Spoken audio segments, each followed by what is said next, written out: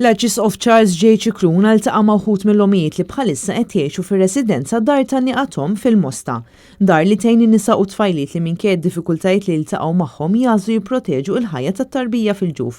Din id-dar li hija mmexxija mill-Fondazzjoni Life Network toffri kemm lin-nisa tqal sa sena wara li titwieled it-tarbija u dawn jibqgħu jiġu akkumpanjati sakemm il-mara flimkien ma' binha jew binta terġa' ssib saqajja fis-soċjetà. Waqt iżjara l-Arċisqof faħar il-ħidma ta' din il-fondazzjoni li qed tgħin lin-nisa u rit-trabi tagħhom.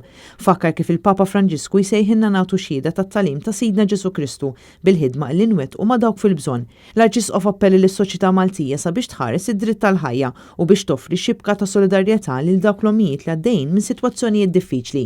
Min-naħa tagħha l-amministratriċi tad-dar Kristi Żammit qalet li fil-waqt li matul is-sena li għaddiet dar tan-nieqathom għenet biex jiġu salvati 30 tarbija minn tqala mhux mistennija, fl-ewwel sitt xhur ta' din is-sena diġà għenet iżjed ommijiet u trabi mis-sena ta' qabel. Hija spjegat li din id-dar toffri servizz ta' online chat u linja tat-telefon għas-support kif ukoll servizz ta' counseling.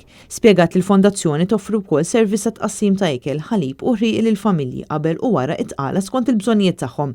Iċ-chairperson tal-fondazzjoni Mirjam Xiberras spjegat il-viżjoni u x-xogħol li jsir mill-Life Network kif ukoll il-kampanji ta' għarfien illi jsiru sabiex il-pubbliku jinżamm infurmat dwar l-importanza li tkun protetta l-ħajja.